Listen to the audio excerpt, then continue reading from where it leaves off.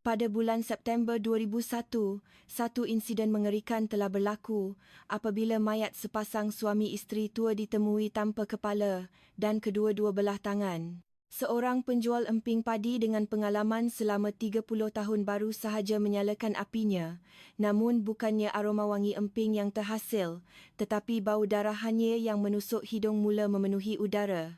Merasakan sesuatu yang tidak kena, dia membuka karung guni yang diletakkan di sebelah corong keluar mesinnya. Apa yang tercurah keluar bukanlah emping padi, tetapi mayat seorang lelaki tua yang telah dikerat-kerat. Suasana pasar menjadi huru-hara. Polis dengan serta-merta menahan seorang penjual daging yang memakai apron berlumuran darah. Kes pembunuhan kejam itu seolah-olah akan berakhir di situ. Namun, 15 tahun kemudian, penjual daging yang meringkuk di dalam penjara atas kesalahan yang tidak dilakukannya, mati dan meninggalkan sepucuk nota yang menyatakan mesin itu tahu segalanya. Siasatan kembali ke titik permulaan. Para detektif yang menyangka mesin emping padi itu telah dilupuskan, menggeledah setiap kedai besi buruk di seluruh negara untuk mencarinya, dan kebenaran yang mengejutkan pun terbongkar. Di dalam tangki tekanan mesin yang dibuka buat pertama kalinya selepas 15 tahun, terdapat kesan cakaran kuku yang digores dalam keadaan tergesa-gesa bersama sisa tisu manusia yang rentung. Mengapa pembunuh itu cuba memasak mayat di dalam mesin tersebut? Adakah pembunuhnya benar-benar si penjual daging? Di penghujung kes pada hari ini, tersembunyi satu kebenaran yang tidak dijangka. Apakah rahsia di sebaliknya? Kita mulakan sekarang. Apa benda tu? Itu darah manusia, mayat manusia. Pada tahun 2001, satu kes ngeri berlaku apabila mayat sepasang suami isteri tua ditemui tanpa kepala dan tangan. Apa yang lebih mengejutkan ialah mayat itu ditemui di dalam sebuah mesin emping padi di sebuah pasar tani desa. 4 jam sebelum kejadian, pada subuh bulan September 2001, kabus tebal menyelubungi pasar tani desa itu, beberapa hari menjelang sambutan Hari Raya. Langkah kaki para peniaga yang sibuk membuat persiapan menyambut perayaan tenggelam dalam kepekatan kabus, bertukar menjadi bunyi desas-desus. Di pintu masuk pasar, Kamarul, seorang penjual emping padi yang telah berniaga di situ selama 30 tahun, sedang menyalakan api pada mesinnya. Dia dengan mahir menuang segantang beras pulut yang diberikan oleh pelanggan pertamanya ke dalam mesin sambil melemparkan senyuman mesranya. "Ayo, makcik, nampaknya hasil padi tahun ni menjadi ya. Berasnya elok, berisi betul, mestilah, Kamarul. Kamu pun sibuklah ya nak raya ni. Nanti buat manis-manis sikit, letak gula Melaka lebih sikit ya, untuk cucu-cucu makcik. Jangan risau makcik, bab sukatan ni, saya memang pakar." Kamarul membungkus emping padi yang telah siap ke dalam beg plastik dengan gerakan tangannya yang unik. Dia memegang mulut beg, memulas pergelangan tangannya sekali, kemudian memulas ke arah bertentangan untuk kali kedua, menghasilkan satu ikatan simpul yang sangat kemas dan kukuh. Setelah pelanggan itu beredar, pasar menjadi lengang seketika. Kamarul mengambil kesempatan untuk membuka injap gas ke tahap maksimum bagi memanaskan mesin yang kosong untuk pusingan seterusnya.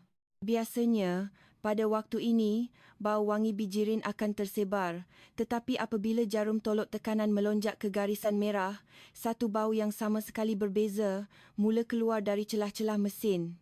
Ia adalah bau yang hanyir dan meloyakan, seperti bau daging busuk yang dibakar. Bau apa ni? Gas bocor ke? Kamarul mendengus sambil berjalan mengelilingi mesinnya.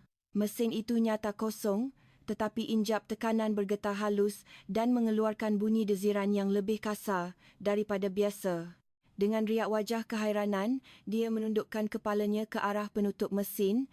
Tiba-tiba, dari bawah karung guni lama yang diikat di sebelah corong keluar untuk menadah sisa emping, sejenis cecair merah pekat mengalir keluar, membasahi lantai simen yang sejuk. "Apa ni? Minyak ke?" Dengan tangan yang terketar-ketar, Kamarul membuka ikatan pada karung guni itu. Sebaik sahaja ikatan yang kemas itu terlerai, kandungan yang berat di dalamnya melimpah keluar. Pada saat itu, jeritan yang memecah kesunyian pagi di pasar itu pun bergema. "Arg, tolong, ada orang." Kamarul jatuh terduduk dan di hadapan matanya terhampar sebahagian anggota tubuh manusia yang telah rosak teruk sehingga sukar dikenal pasti sambil mengeluarkan wap panas. Waktu kini berputar kembali ke 24 jam sebelum tragedi ngeri ini ditemui, iaitu pada pagi semalam. Di hadapan kedai runcit milik Haji Kasim dan Hajah Aminah, pasangan yang terkenal kaya di pasar itu, suasana hingar-bingar dengan suara pekikan. Haji Kasim sedang memarahi Zulkifli, pemilik kedai daging di sebelah, kerana para pameran dagingnya terjulur sedikit ke kawasan kedainya. "Hoi, Zulkifli, aku dah cakap berapa kali, jangan langgar sempadan aku. Sikit-sikit kau masuk kawasan aku. Ini dah kira mengganggu perniagaan. Tahu tak?" "Alahai, Haji, nak raya ni, saya letaklah daging lebih sikit. Terkeluar beberapa inci saja pun nak bising. Kita ni bukan baru sehari dua berjiran." Zulkifli keluar sambil memegang parang daging, mukanya menunjukkan rasa tidak puas hati. Namun, isteri Haji Kasim, Hajah Aminah, menambah lagi api. "Amboi, tengok tu, siap bawa parang keluar. Macam nak tetak orang. Samseng betul. Kau ni, bau hanyir darah dari kedai kau tu pun kami dah sabar. Sekarang nak telan kedai kami pula ke?" "Apa dia, Hajah? Melampau betul mulut tu. Bau hanyir, dah nama pun kedai daging, mestilah bau daging. Takkan nak bau bunga ros pula. Sudah, angkat para kau tu sekarang juga. Kalau tak, aku terbalikkan." Haji Kasim menendang para milik Zulkifli, menyebabkan daging-daging babi yang disinari lampu merah di atasnya jatuh bergolekan di atas lantai. Wajah Zulkifli serta-merta berubah menjadi merah padam. Dia menghentak parang daging di tangannya ke atas papan pemotong kayu dengan kuat. "Kurang ajar punya orang. Kau ingat aku ni apa ha? Malam ni kau mati, aku pun mati. Aku cincang kau lumat-lumat. Faham?" Pekikan Zulkifli yang penuh amarah itu membuatkan para peniaga lain yang lalu lalang berhenti dan berbisik sesama sendiri. Pak Samad, pemilik kedai ikan kering, mencebik sambil berbisik kepada orang di sebelahnya. "Aduh, dah mula dah. Pasangan Haji Kasim tu memang tamak haloba.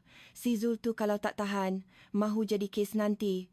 "Betul tu, si Zul tu pun baran orangnya. Tengok cara dia hentak parang tu, matanya macam nak membunuh." Pertengkaran itu hanya reda selepas dileraikan oleh peniaga-peniaga lain. Namun, Zulkifli masih belum puas hati. Sepanjang hari dia mendengus marah di dalam kedainya sambil memotong daging dengan kasar. Apabila senja menjelang dan pasar hampir ditutup, Haji Kasim dan isterinya mengutip wang tunai hasil jualan hari itu dan memasukkannya ke dalam beg. "Abang, jomlah kita balik awal hari ni. Malas nak layan orang gila tu lama-lama, nanti sial pula." "Yelah, esok nak raya, kena datang awal pagi. Jom cepat."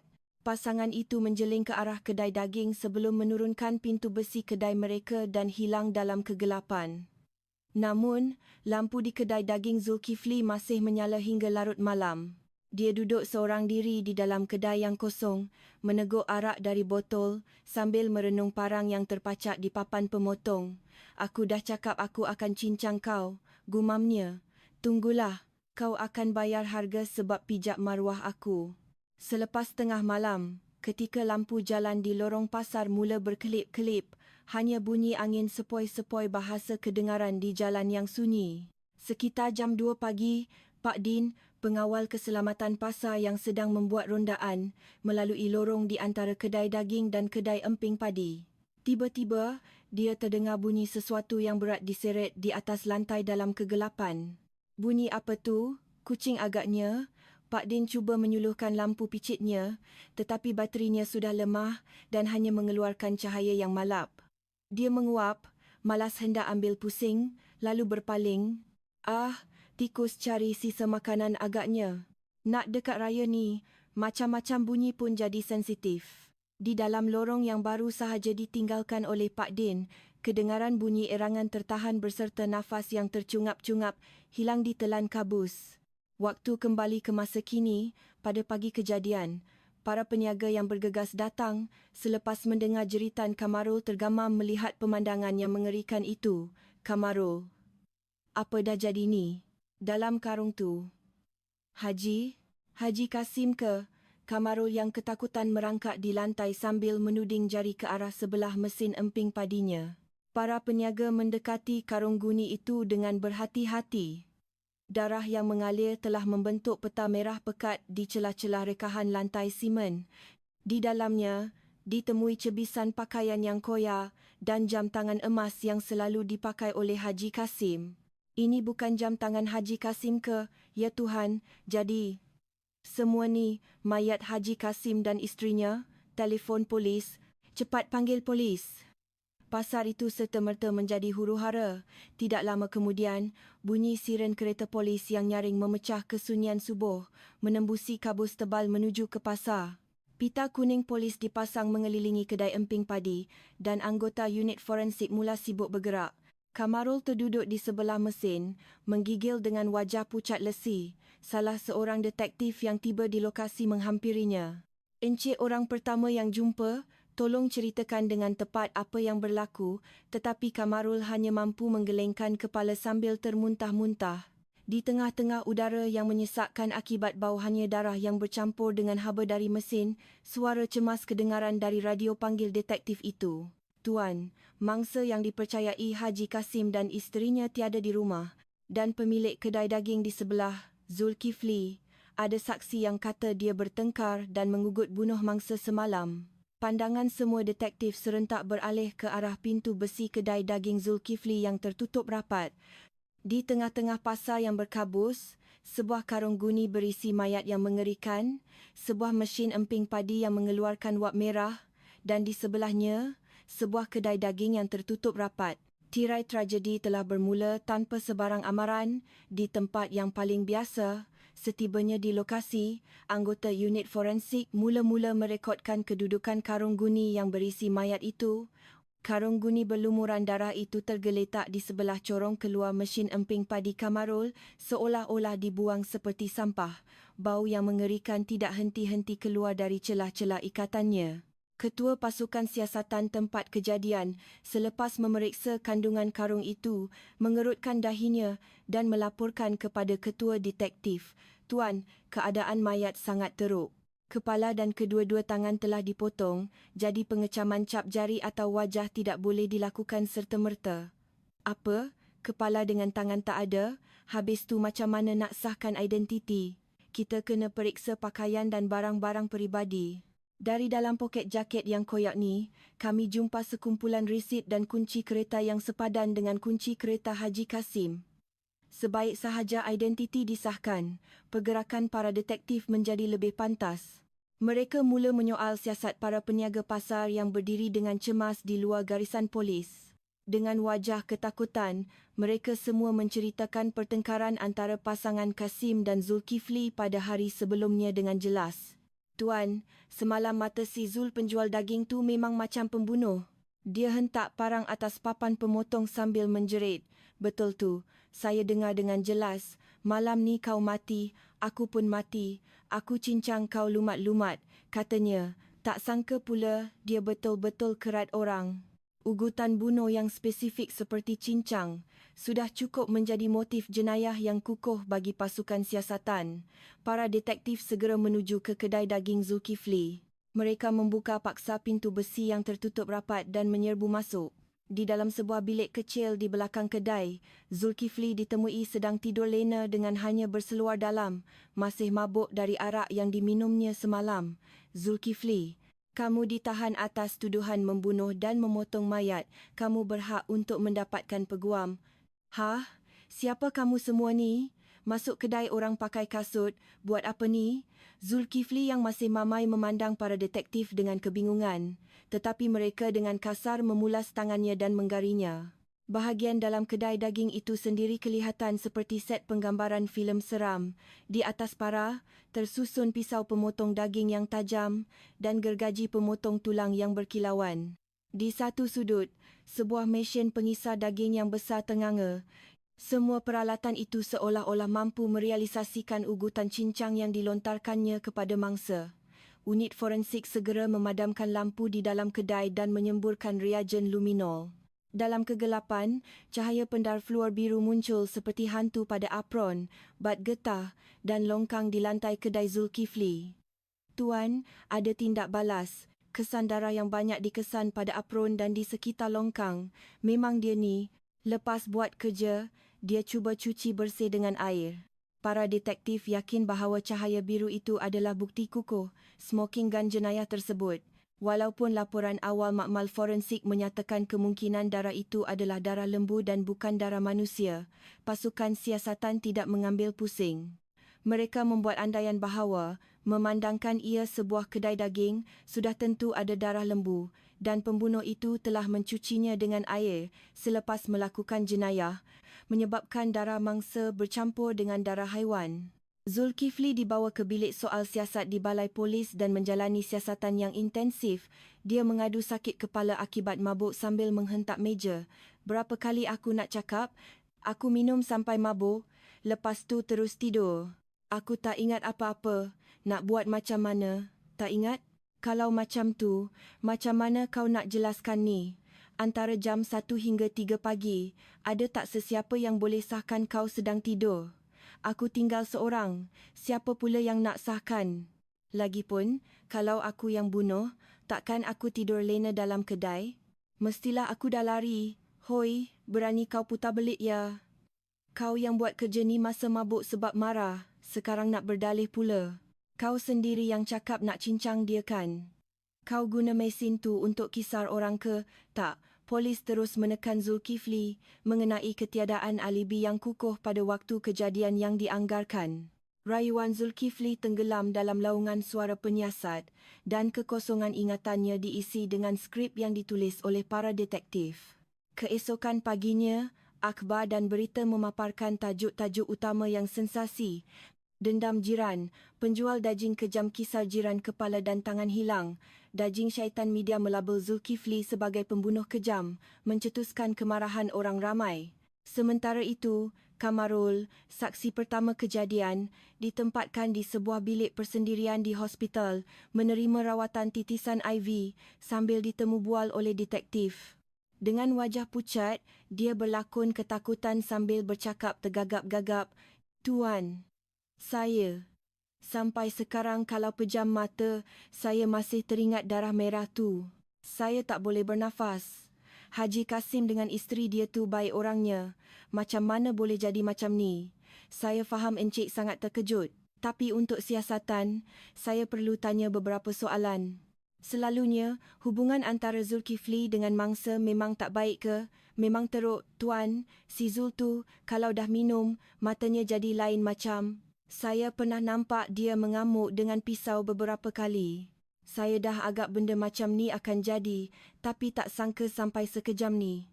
Keterangan Kamaro secara licik membezakan kebaikan pasangan mangsa dengan keganasan Zulkifli. Para detektif mengangguk sambil mencatat di dalam buku nota mereka. Sahkan sifat ganas suspek. Kesaksian Kamarul ibarat menuang minyak ke dalam api kecenderungan pengesahan para penyiasat. Pada masa itu, tiada satu pun CCTV di pasar, jadi siasatan hanya bergantung pada bukti keadaan dan keterangan saksi. Ketua Polis Daerah, yang tertekan untuk menenangkan masyarakat yang resah menjelang cuti hari raya, memanggil ketua pasukan siasatan dan memarahinya. "Hei, Ketua, kes ni, pastikan serah pada pendakwa raya sebelum raya. Tak nampak ke orang ramai tengah bising. Pembunuh dah tangkap, bukti dah ada, tinggal nak dapatkan pengakuan saja lagi. Apa yang nak ditunggu-tunggu? Tapi Tuan, kami masih belum jumpa kepala dan kedua-dua tangan mangsa. Dan suspek masih berkeras menafikan perbuatannya. Bukti dah melambak. Apa kena-mengena semua tu? Cepat dapatkan pengakuan dan tutup kes. Pihak atasan pun dah bising suruh selesaikan cepat." Akhirnya, polis menumpukan usaha mereka untuk mendapatkan pengakuan daripada Zulkifli berbanding mencari bukti tambahan. Apabila waran tangkap dikeluarkan, Zulkifli memegang jeriji lokap dan menjerit sekuat hati. "Tuan, tolonglah dengar cakap saya. Pembunuh sebenar masih bebas. Sumpah, bukan saya yang bunuh." Tetapi suaranya hanya bergema kosong, dipantulkan oleh dinding konkrit yang tebal. Di mata polis, media dan semua orang di pasar, dia sudah menjadi pembunuh kejam yang mengerat jirannya. Skrip telah ditulis dan Zulkifli telah ditetapkan sebagai penjahat utama, tidak mampu bergerak. Kebenaran, yang terbiar di atas lantai sejuk di sebelah mesin emping padi itu semakin dilupakan oleh semua orang.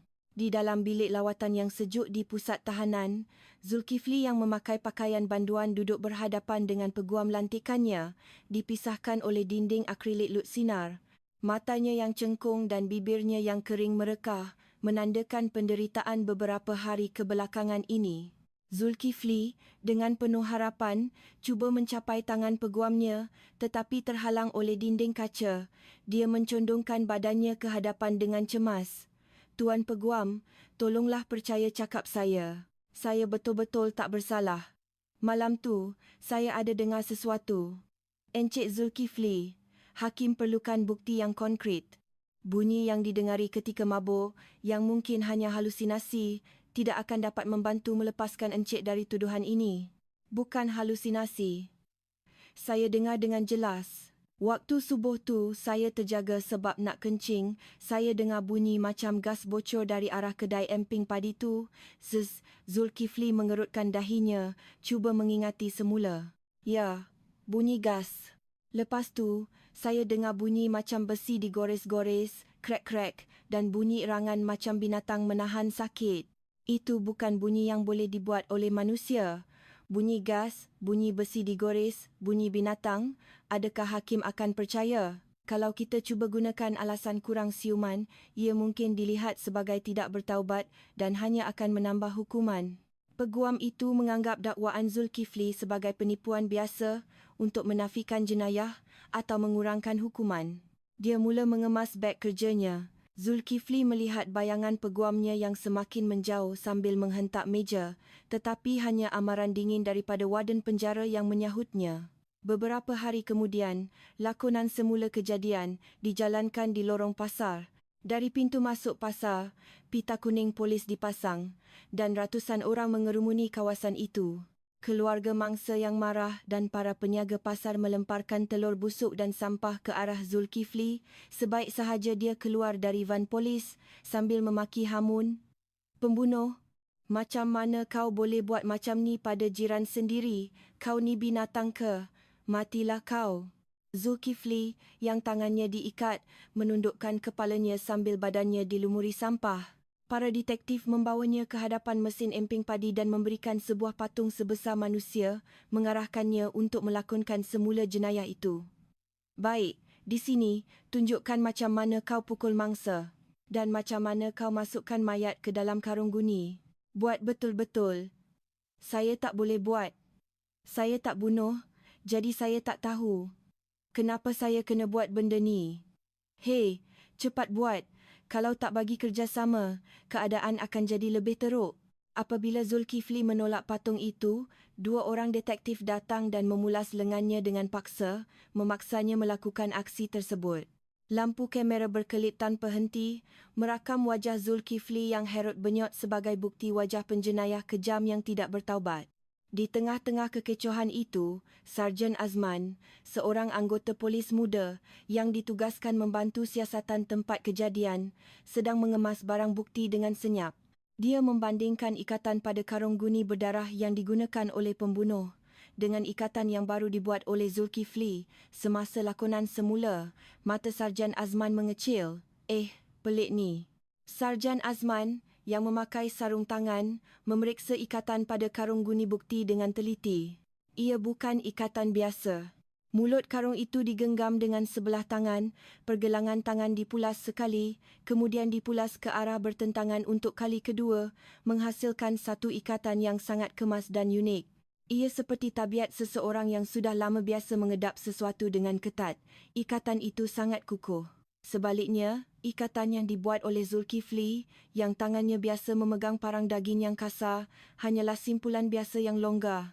"Tuan, tengok ni, ikatannya berbeza." Sarjan Azman memanggil ketua pasukan siasatan dengan segera. "Apa yang bezanya?" "Ikat saja kan?" "Bukan, Tuan. Tengok ikatan pada barang bukti ni. Ia dipulas dengan teknik pergelangan tangan yang sangat unik. Ini satu tabiat. Ia sama sekali berbeza dengan ikatan yang dibuat oleh suspek tadi.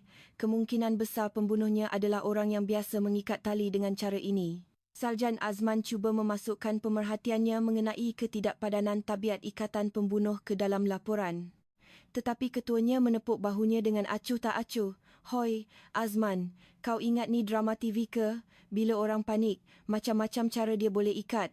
Apa yang nak dibesarkan sangat? Tapi tuan, ini soal tabiat, korak perlakuan bawah sedar. Sudah. Dara jumpa kad apron, dia ada menggugut, alibi pun tak ada. Bukti dah lebih daripada cukup. Macam pengakuan juga, kau nak rosakkan semua ni hanya sebab cara ikat tali? Lupakan saja." Sarjan Azman mengetap bibir, cuba membantah, tetapi ketuanya sudah berpaling dan berjalan ke arah wartawan untuk memberi taklimat. Petunjuk kecil tetapi penting kepada kebenaran itu terkubur di bawah keangkuhan dan prasangka para penyiasat. Sementara itu, Majlis Pengebumian pasangan Haji Kasim lebih kelihatan seperti medan perang kerakusan daripada ruang penghormatan. Apabila diketahui pasangan itu tidak mempunyai anak, saudara mara jauh yang tidak pernah berhubung sebelum ini datang berpusu-pusu. Daripada meratapi gambar arwah, mereka sibuk mengira nilai kedai pasar yang ditinggalkan dan harta tersembunyi. "Abang, ikut undang-undang, saya ni sepupu, jadi bahagian saya lebih besar. Apa kau cakap? Tahun lepas masa kenduri hari jadi Haji Kasim, aku yang belanja makan. Aku lebih berjasa." Saudara mara itu bertikam lidah dan bergaduh, membuatkan para hadirin berasa kurang selesa. Orang-orang pasar hanya mampu mencebik dan berbisik. "Tengoklah orang-orang tu. Mayat pun tak jumpa, keranda kosong, tapi sibuk bergaduh pasal duit. Kasihan orang yang dah mati." Orang-orang pasar yang letih dengan tragedi ngeri itu hanya mahu melupakan segalanya secepat mungkin. Dan panah kemarahan dan kebencian mereka ditujukan sepenuhnya kepada keluarga Zulkifli yang ditinggalkan. Persatuan Peniaga Pasar melancarkan kempen tanda tangan untuk mengusir keluarga pembunuh. Setiap kali isteri dan anak perempuan Zulkifli yang masih kecil cuba membuka kedai, orang ramai akan menabur garam atau memaki hamun. "Tempat apa ni kau berani buka kedai? Berambus sekarang juga. Anak saya tak boleh satu sekolah dengan anak pembunuh." Akhirnya, isteri dan anak perempuan Zulkifli terpaksa mengemas barang-barang mereka dan meninggalkan pasar itu pada waktu malam, seperti pelarian. Papan tanda kedai daging itu diturunkan dan hanya sekeping kertas bertulis tutupi dilekatkan pada tingkap kaca kedai yang sunyi. Beberapa bulan kemudian, mahkamah menerima semua pertuduhan pihak pendakwaan. Hakim membacakan penghakiman dengan suara yang tegas. Tertuduh Zulkifli, atas sebab pertelingkahan kecil, telah membunuh jirannya dengan kejam dan memotong mayat untuk dilupuskan. Jenayahnya amat berat. Tambahan pula, dia terus menafikan perbuatannya dan tidak menunjukkan sebarang tanda penyesalan. Dengan ini, tertuduh dijatuhkan hukuman penjara seumur hidup. Zulkifli meraung di dalam kandang tertuduh sebelum diheret keluar oleh pengawal. Kes itu ditutup sebagai jenayah yang dilakukan oleh Zulkifli seorang diri. Fail siasatan disimpan jauh di dalam kabinet, dibiarkan berhabuk. Masa berlalu dan pasar kembali sibuk seperti dahulu. Kamarul, selepas pulih daripada kejutan insiden ngeri itu, mula berniaga semula. Dia berlakon sedih atas kehilangan pasangan jirannya, malah memberikan emping padi percuma kepada orang ramai, menunjukkan kebaikannya. "Aduh, Kamarul, kamu pun mesti terkejut teruk, tapi masih boleh berbuat baik macam ni. Hebat betul." "Tak adalah, saya cuma rasa perlu buat lebih banyak kebaikan untuk arwah. Kita ni berjiran, kenalah tolong-menolong." Orang ramai memujinya sebagai orang alim di pasar itu, dan kedudukan Kamarul semakin kukuh. Tetapi di dalam sel pengasingan di penjara, di mana cahaya matahari pun sukar menembusi, Zulkifli tidak dapat tidur setiap malam. Dia mengasah sudu menjadi kepingan logam tajam dan menggores dinding konkrit yang sejuk, mengimbas kembali bunyi-bunyi yang tidak dapat dilupakannya pada hari itu. Shh. Bunyi gas mesin emping padi, krek-krek, bunyi besi digores, anha, erangan binatang. Dengan jari yang berdarah, Zulkifli mengukir perkataan di dinding, memulakan diari sumpahan terhadap seseorang dalam kegelapan. Di muka surat pertama diarinya, tertulis, "Aku tidak membunuh." Mesin emping padi. Mesin itu tahu segalanya. 3 tahun telah berlalu, tetapi jam di penjara seolah-olah berputar lebih perlahan daripada dunia luar. Bagi Zulkifli, seorang banduan seumur hidup, satu-satunya kegembiraan adalah lawatan sekali-sekala daripada kenalan lama, sebulan sekali. Suatu hari, seorang rakan peniaga dari pasar, Pak Mat, duduk di seberang dinding kaca bilik lawatan, kelihatan sebersalah. Dia tidak berani memandang wajah Zulkifli yang semakin cengkung. Selepas berdiam diri seketika, dia akhirnya bersuara, "Zul, macam mana keadaan kau kat sini? Sihat ke? Tempat orang hidup? Sama saja. Abang Mat, kedai macam mana? Isteri dengan anak saya, ada kabar tak?" Isteri kau masih tak dapat dihubungi." Ada satu benda pelik jadi kat pasar lepas kau kena tangkap." Pak Mat melihat sekeliling sebelum merendahkan suaranya dan mendekatkan mukanya ke dinding kaca. "Si Kamarul penjual emping padi tu, kau ingat tak? Tak lama lepas kau kena tahan, dia jual mesin dia tu, jual murah-murah kat kedai besi buruk." "Apa? Dia jual mesin tu? Mesin tu kan macam nyawa dia. Kenapa nak jual mesin yang elok?" "Itulah yang aku pelik. Bukannya dia tak ada duit, malah dia beli mesin terpakai lain yang lebih lama." Peniaga-peniaga lain cakap, "Mungkin Kamarul tu trauma nampak mayat, sebab tu dia tukar mesin." Mendengar kata-kata itu, anak mata Zulkifli bergetar hebat. Di dalam kepalanya, bunyi-bunyi yang telah diulanginya ratusan kali sejak dilokap 3 tahun lalu mula bermain semula. Bunyi gasesh dan bau busuk seperti sesuatu yang terbakar. Masa Kamarul menjual mesin itu dan bunyi yang didengarinya mula bercantum seperti kepingan teka-teki. "Abang Mat, Kamarul yang buang mesin tu." Zulkifli menumbuk dinding kaca sambil menjerit, tetapi bunyi loceng yang menandakan waktu lawatan telah tamat menenggelamkan pekikannya. Masa terus berlalu, dipenuhi dengan rasa teraniaya dan kemarahan yang terpendam. 10 tahun lagi berlalu, menjadikan jumlahnya 15 tahun. Pada suatu pagi musim sejuk tahun 2016, seorang warden yang membuat rondaan di penjara membuka pintu sel pengasingan dan terkejut, panggil pasukan perubatan, banduan nombor 4508 gantung diri. Selepas 15 tahun meringkuk di dalam penjara, Zulkifli ditemui sebagai mayat yang sejuk. Di bawah bantalnya, ditemui sebuah buku nota yang usang. Di muka surat terakhir, tertulis dengan tulisan merah seakan-akan darah, "Kamarul jual mesin." Mesin emping padi itu tahu segalanya. Kandungan nota yang mengejutkan ini tersebar ke dunia luar melalui mulut seorang warden dan menjadi tular di media sosial dengan nama misteri karung guni emping padi. Netizen mula membuat spekulasi, ini bukan kes pembunuhan biasa, pembunuh sebenar masih bebas, dan melancarkan petisyen menuntut siasatan semula.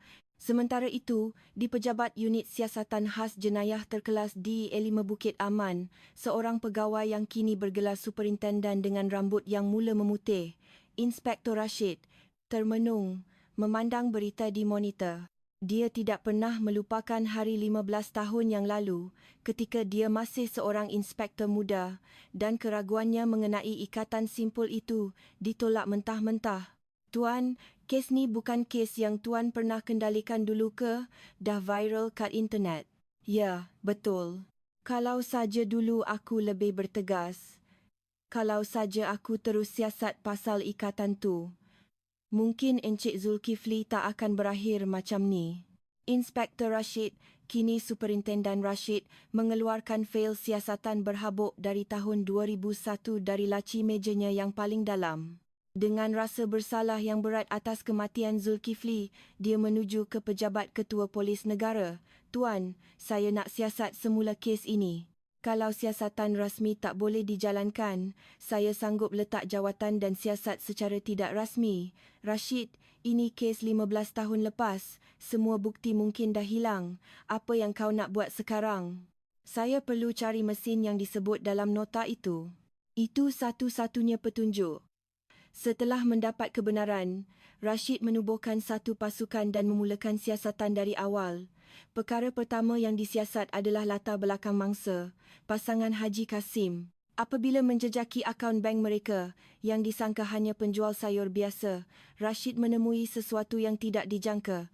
"Tuan, tengok ni. Setiap bulan, sejumlah besar wang tunai dikeluarkan dari akaun Haji Kasim. Semua ni bersambung dengan buku catatan hutang yang dia bagi pada peniaga-peniaga pasar. Dia Ahlong. Ahlong, bukan penjual biasa. Ya, malah Ahlong yang kejam.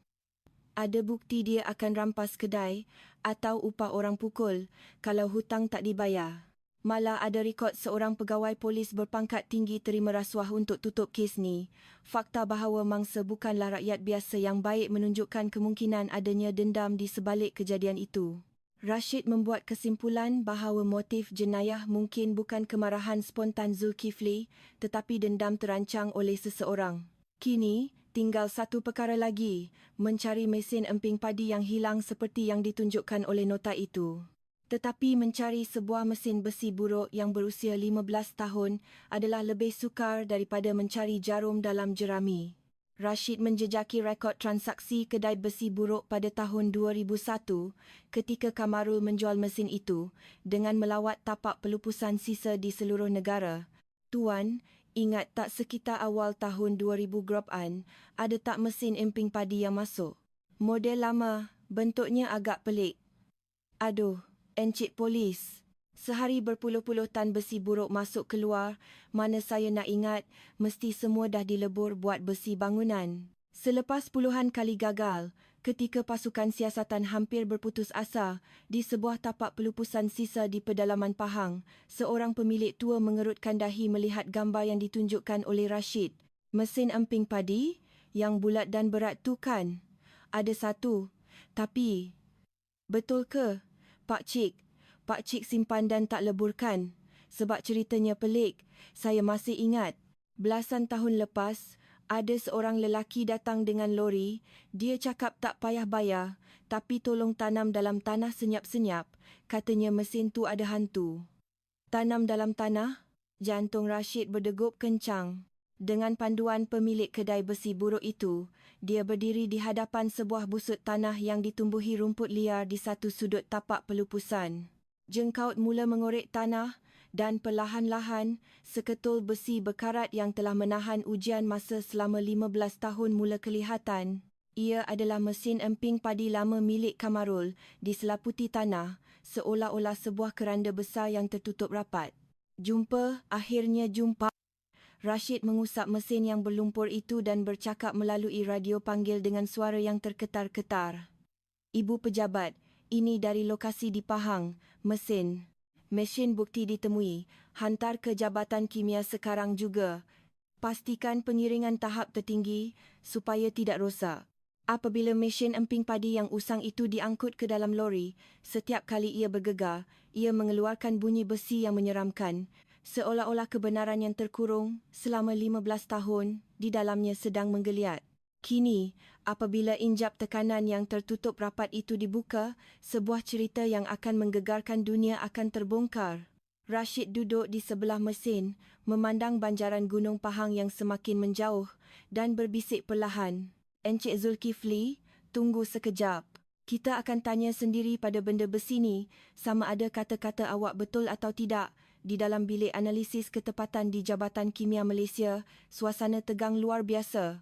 Para pegawai forensik yang memakai sut pelindung putih meletakkan mesin emping padi yang baru dikeluarkan dari timbunan tanah selepas 15 tahun di atas meja bedah siasat.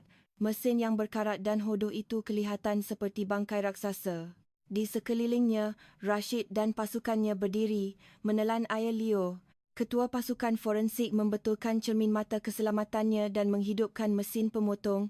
Baiklah, sekarang kita akan buka mulut yang telah tertutup selama 15 tahun ini. Mungkin ada tekanan di dalam, jadi semua sila berundur.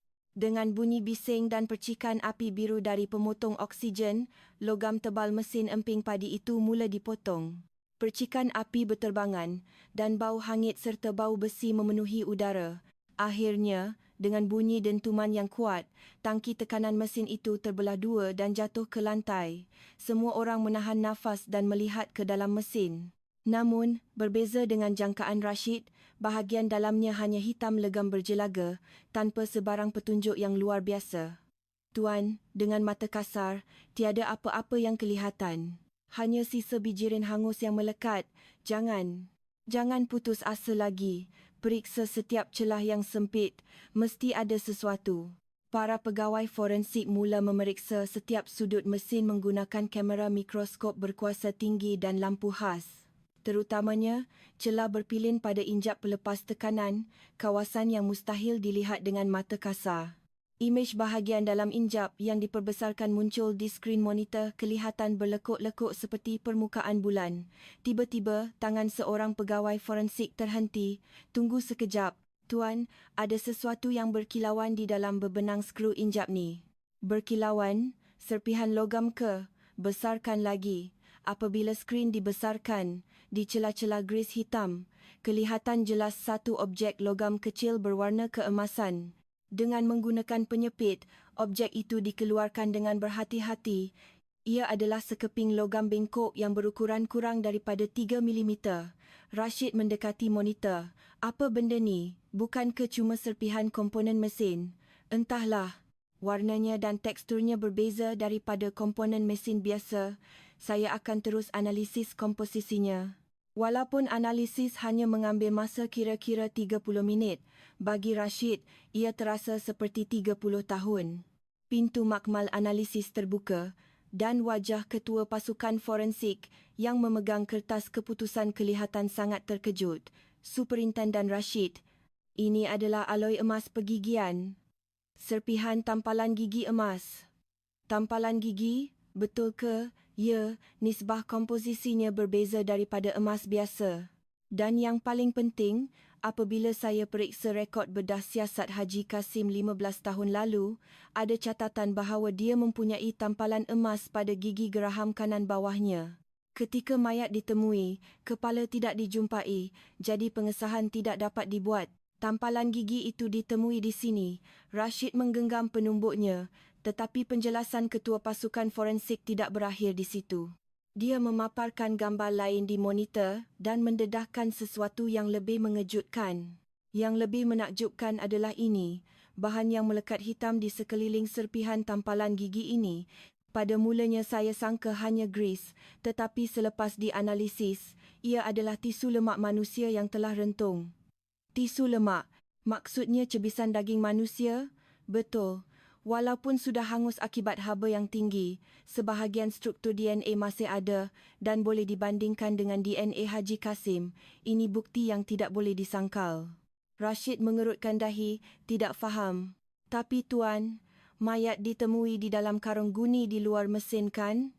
Macam mana pula tampalan gigi dan cebisan daging boleh terlekat di celah injap yang tertutup rapat di dalam mesin? Ketua pasukan forensik menanggalkan cermin matanya dan menjelaskan hipotesis paling mengerikan yang boleh dibuat oleh seorang saintis. Jika mayat hanya diletakkan di sebelah mesin, ini mustahil berlaku. Secara fizikal, hanya ada satu penjelasan. Pembunuh itu telah memasukkan sebahagian anggota badan mangsa, kemungkinan besar kepala dan tangan yang boleh digunakan untuk pengecaman identiti ke dalam tangki mesin ini. Suasana menjadi sunyi sepi. Suara ketua pasukan forensik yang tenang menyambung. Dia memasukkannya, menutup penutup dan memanaskannya dengan haba yang tinggi. Tekanan di dalam akan meningkat dengan mendadak. Pada ketika itu, tisu badan akan mengembang dan tidak dapat menahan tekanan gas, lalu tersembur keluar melalui celah-celah bebenang injap yang halus ini. Sama seperti prinsip steam yang keluar dari periuk tekanan sebelum meletup. Rashid menggosok lengannya, terasa seram sejuk. Niat pembunuh itu jelas, bukan sekadar membunuh, tetapi memasukkan mayat ke dalam mesin, memasaknya sehingga menjadi bubur yang tidak dapat dikenali, dan kemudian meletupkannya menjadi debu. Dengan cara itu, cap jari, rekod pergigian dan wajah, semuanya akan hilang, menjadikannya kes orang hilang yang sempurna. Superintenden Rashid, untuk melakukan perbuatan sekejam ini, pembunuhnya mestilah seorang yang sangat arif tentang struktur dan cara mengawal tekanan mesin ini. Ini adalah kerja pakar, bukan orang biasa. Mendengar kata-kata itu, nama Zulkifli terpadam dari fikiran Rashid dan wajah seorang lelaki lain muncul dengan jelas.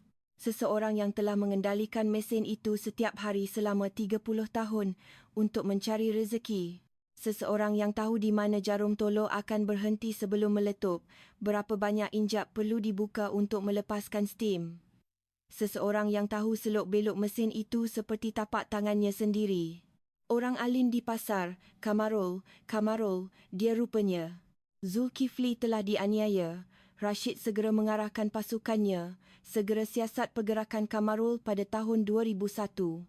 Bila dia jual mesin, bila dia beli mesin baru, semak sampai ke minitnya, pasukan penyiasat bergerak pantas dan menemui fakta yang mengejutkan dalam buku catatan. Kamarul telah menjual mesin yang elok itu dengan harga yang sangat murah kepada kedai besi buruk sehari selepas kejadian. Dia malah memberi wang tambahan dan segera membeli mesin terpakai yang lain. Dan dia juga membuat permintaan aneh kepada pemilik kedai besi buruk itu untuk menanam mesin itu di dalam tanah kerana sial, bukan meleburkannya. Rashid membuka semula fail siasatan 15 tahun lalu dan membulatkan nama Kamarul dengan pen merah. Saksi pertama yang selama ini berlakon sebagai mangsa dan terlepas dari radar siasatan, kini menjadi suspek utama. Tuan, ini transkrip keterangan Kamarul dulu. Dia kata dia terlalu ngeri sampai tak ingat apa-apa. Tak ingat, jangan buat lawak. Orang yang masukkan mayat dalam mesin dengan tangan sendiri, cuba masak tapi gagal. Lepas tu keluarkan balik, cakap tak ingat. Mata Rashid bersinar tajam. Sains tidak menipu. Serpihan tampalan gigi 3 mm dan tisu lemak rentung yang terlekat di celah injap mesin emping padi 15 tahun lalu menjadi saksi bisu kepada kengerian subuh itu. Arah siasatan kini berubah 180 darjah. Rashid mengeluarkan nota wasiat Zulkifli dari poketnya dan membacanya sekali lagi. Mesin itu tahu segalanya. Ayat pendek itu bukan sekadar rintihan, tetapi jeritan terakhir seseorang yang telah melihat kebenaran. Tuan, apa langkah seterusnya? Kamarul sekarang hidup senang sebagai ahli perniagaan yang dihormati. Nak tangkap dia terus? Tidak, dia licik. Dengan bukti sebanyak ini pun, dia boleh berdalih, cakap orang lain yang letak tanpa pengetahuannya. Kita perlukan sesuatu yang lebih kukuh untuk memerangkapnya. Rashid menunjuk ke arah ruang kosong antara masa jenayah dan masa penemuan di papan putih. Kita kena cari kenapa dia gagal. Kenapa dia tak bakar mayat tu sampai habis dan terpaksa keluarkannya? Jurang masa selama 1 jam setengah. Jawapannya ada di situ. Rashid memandang keluar tingkap ke arah bandar yang semakin gelap, mengimbas kembali suasana lorong pasar pada subuh 15 tahun yang lalu. Pembunuh itu merancang jenayah yang sempurna, tetapi sesuatu yang tidak dijangka telah memaksanya berhenti. Mencari tahu apakah pemboleh hubah itu adalah tugas seterusnya.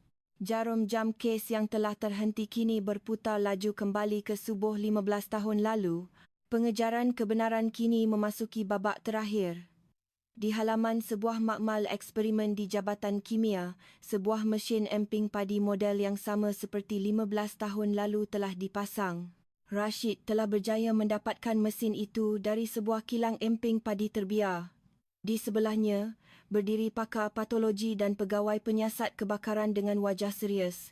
Tujuan eksperimen ini hanya satu, untuk mengira masa yang diperlukan untuk proses pembakaran bertekanan tinggi yang cuba dilakukan oleh pembunuh. Sebagai bahan eksperimen, kepala babi digunakan kerana ketumpatannya paling hampir dengan tengkorak manusia. Tuan, semua sudah sedia. Kita akan masukkan gas dan mula panaskan. Tekanan akan dinaikkan ke tahap maksimum untuk meniru keadaan jenayah sebenar. Boleh mula. Atas isyarat Rashid, penunu besar dinyalakan dan mesin emping padi mula berputar dengan bunyi yang kuat. Mesin yang biasanya mengeluarkan bau wangi, kini semakin lama semakin mengeluarkan bau protein terbakar yang busuk dan menyesatkan, memenuhi kawasan eksperimen. Para penyelidik tidak berganjak, memegang jam randik sehinggalah jarum tolok tekanan melonjak ke garisan merah yang berbahaya dan seluruh mesin bergegar. Tepat selepas 1 jam 10 minit, pakar patologi mengangkat tangan menandakan eksperimen dihentikan. Berhenti. Lepaskan tekanan. Dengan bunyi sesh, wak panas dilepaskan. Para penyelidik yang memakai sarung tangan tebal membuka penutup. Selepas memeriksa bahagian dalam, pakar patologi mengangguk dan menyerahkan carta keputusan kepada Rashid, seperti yang dijangka. dalam persekitaran suhu dan tekanan tinggi. Selepas dipanaskan lebih dari sejam, tisu lembut iaitu kulit dan otot akan hancur sepenuhnya dan terpisah dari tulang. Dalam keadaan ini, jika diletupkan dengan tekanan, ia akan bertebaran menjadi zarah-zarah halus, menjadikannya hampir mustahil untuk mencari bukti. Jadi, untuk menghapuskan bentuk mayat, sekurang-kurangnya 1 jam diperlukan. Ya, termasuk masa pemanasan, kira-kira 1 jam 20 minit diperlukan untuk jenayah yang sempurna. Rashid menggariskan angka 1 jam 20 minit pada carta itu dengan pen merah. Dia segera kembali ke bilik gerakan dan mula melukis garis masa kejadian di papan putih. Menurut rekod siasatan 15 tahun lalu, Kamarul tiba di pasar dan menyalakan mesinnya pada jam 4.30 pagi. Mayat ditemui dan dilaporkan pada jam 6 pagi. Pelik. Dari masa Kamarul tiba sampai dia buat laporan, ada lebih kurang 1 jam 30 minit. Mengikut keputusan eksperimen, masa itu lebih dari cukup untuk selesaikan kerja. Kenapa dia berhenti separuh jalan? Rashid berpeluk tubuh, berfikir. Pembunuh itu mungkin telah mengira bahawa 1 jam sudah cukup. Tetapi, pada hakikatnya, mayat tidak terbakar sepenuhnya di dalam mesin dan terpaksa dikeluarkan ke dalam karung guni. Ini bermakna, ada faktor luaran yang memaksanya berhenti dengan tergesa-gesa. Seorang detektif muda yang sedang meneliti rekod mengangkat tangan. Tuan, saya sedang meneliti semula keterangan saksi dari peniaga pasar. Ada sesuatu yang pelik di sini. Apa dia? Biasanya, pasar tani mula dibuka pada jam 6 pagi. Tapi pada hari kejadian, disebabkan ia adalah pasar khas sempena Hari Raya, semua orang datang lebih awal dari biasa. Keterangan Pak Mat kedai ikan kering menyatakan dia tiba di pasar sekitar jam 5.30 pagi. Rashid menepuk lututnya. Pembolehubah yang merosakkan pengiraan pembunuh itu ialah Hari Raya. Kamarul menyangka orang akan datang pada jam 6 pagi seperti biasa dan memulakan kerjanya pada jam 4.30 pagi. Tetapi para peniaga yang rajin, yang ingin merebut peluang jualan perayaan, mula muncul 30 minit lebih awal, iaitu pada jam 5.30 pagi. Itu dia. Kamarul jangka dia ada 1 jam 30 minit, tapi sebenarnya dia cuma ada 1 jam. Tolak masa pemanasan dan persiapan, masa pemanasan sebenar tak sampai 40 minit pun. Rashid memejamkan mata, membayangkan keadaan cemas pada subuh itu. Mayat sedang dimasak di dalam mesin, manakala di luar, bunyi pintu besi diangkat dan suara peniaga mula kedengaran. Jika dia meletupkannya, cebisan daging akan bertaburan dan pasti akan dilihat orang. Dalam keadaan panik dan ketakutan, satu-satunya pilihan Kamarul adalah menghentikan proses itu dan mengeluarkan isinya. Bukti keadaan yang menyokong hipotesis ini datang dari pasukan forensik digital. Tuan, jumpa. Kami berjaya memulihkan buku catatan syarikat pembekal gas tempatan dari tahun 2001. Pada tarikh kejadian, Kamarul telah memesan 3 tong gas LPG saiz besar sekaligus. 3 tong gas? Seorang penjual emping padi guna sebanyak itu dalam sehari? Tidak. Menurut peniaga lain, 1 tong biasanya tahan 3 hari. Memesan 3 tong dalam sehari dan untuk penghantaran subuh pula adalah sangat luar biasa. Ini bukti bahawa ada sesuatu yang memerlukan tenaga haba yang sangat tinggi dalam masa yang singkat. Pada salinan buku catatan lama yang dipaparkan di monitor, tanda tangan Kamarul dan nota minta hantar jam 4 pagi kelihatan jelas. Ini membuktikan ia bukan pembunuhan spontan, tetapi jenayah terancang yang rapi, termasuk penyediaan tong gas. Seterusnya, seorang profiler menunjuk ke arah gambar bahagian dalam mesin. Jika tuan lihat bahagian dalam penutup mesin ini, ada kesan cala yang tidak sekata. Ini bukan disebabkan oleh operasi biasa mesin, tetapi kesan daripada seseorang yang cuba mengikis keluar isinya dengan alat tajam atau dengan paksa. Kesan akibat cuba keluarkan dengan tergesa-gesa ya. Pembunuh itu pasti panik mendengar bunyi orang di luar. Dia mungkin telah membuka penutup sebelum tekanan dilepaskan sepenuhnya dan memasukkan tangannya ke dalam mesin yang panas untuk mengeluarkan isinya. Dia tidak dapat berfikir dengan rasional. Rashid mengangguk dan memeriksa semula alibi Kamarul. Kamarul mendakwa dia berada di tempat lain pada malam sebelum kejadian, bukan di kedainya, tetapi tiada siapa yang dapat mengesahkannya. Para detektif menjejaki jiran-jiran lama Kamarul dan cuba mengorek ingatan mereka 15 tahun lalu. Makcik, ingat tak Kamarul sekitar Hari Raya tahun 2001? Malam tu dia ada di rumah tak? Aduh, mana makcik nak ingat benda lama macam tu? Sekejap.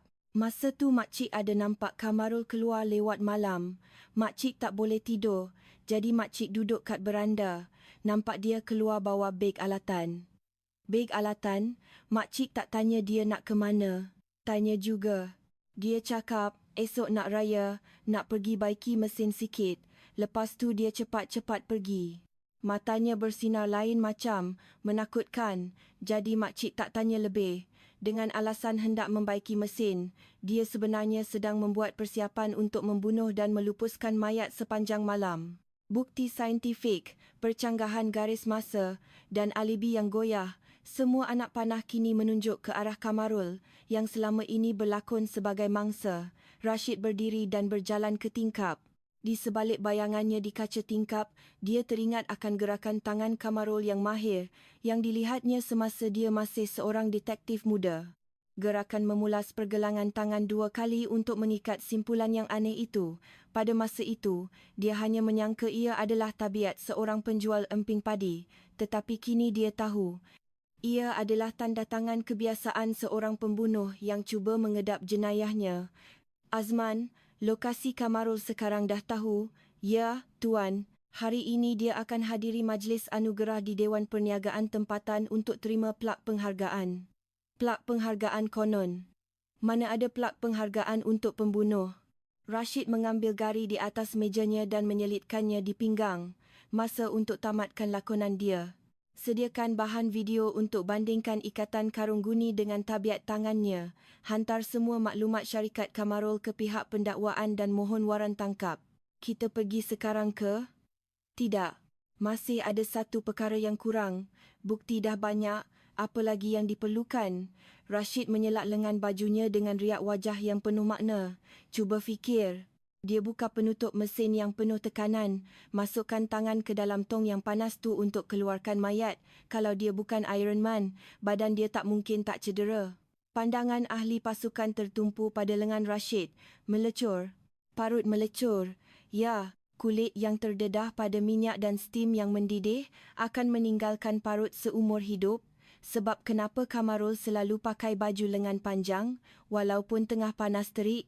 Jawapannya ada di bawah baju tu.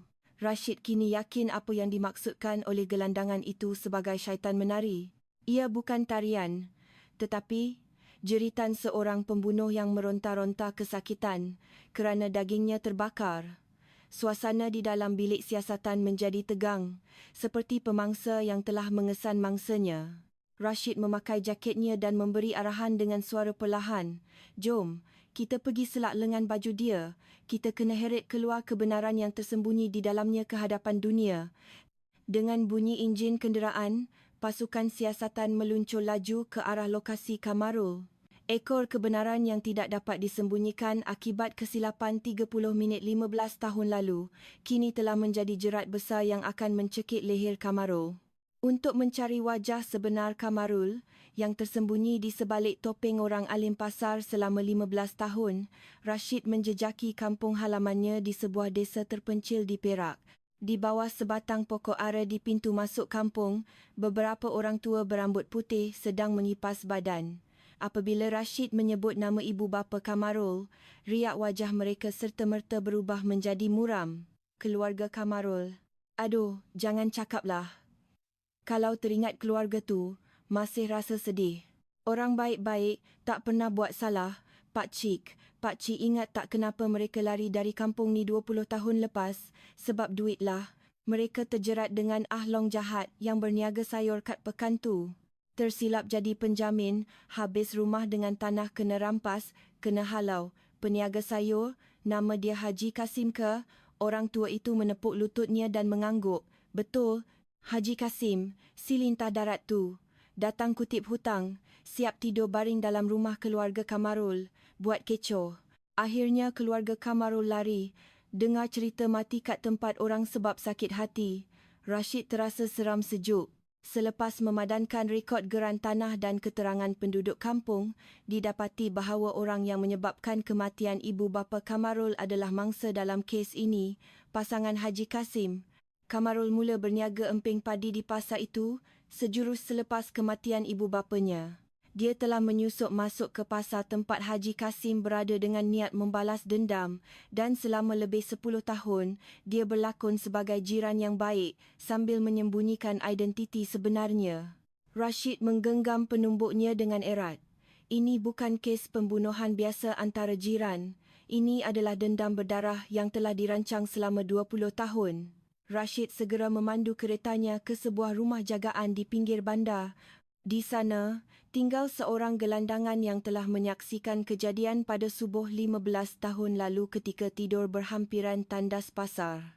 Pada masa itu, pasukan siasatan menganggap keterangannya bahawa Abang Emping Padi sedang menari sebagai bebelan seorang pemabuk dan telah menghalaunya. Rashid membuka pintu bilik. Lelaki gelandangan yang duduk termenung di tepi tingkap terkejut dan mengerekotkan badannya. "Encik, ingat saya lagi, saya detektif yang jumpa Encik kat pasar dulu." "Detektif? Aku tak tahu apa-apa. Aku tak nampak." "Aku cakap aku tak nampak." Lelaki itu menggelingkan kepalanya secara histeria dan menyembunyikan diri di bawah selimut. Rashid mendekatinya perlahan-lahan dan mengeluarkan gambar terkini Kamarul dari poketnya. "Encik kenal orang ni kan? Dia orang yang ada kat depan mesin emping padi subuh tu kan?" Melihat gambar itu, anak mata lelaki itu bergetar seolah-olah dilanda gempa. Dia tiba-tiba menutup telinganya dan mula menjerit. "Syaitan! Syaitan menari! Syaitan menari kepanasan! Bertenang! Apa maksud encik dia menari? Dia menari sebab gembira ke?" Rashid menggoncang bahunya. Lelaki itu memandang ke ruang kosong dengan mata yang ketakutan dan berbisik dengan suara yang terketar-ketar. "Bukan. Panas. Tangan dia terbakar. Arg! Tolong! Api!" Jururawat bergegas masuk dan memberikan ubat penenang.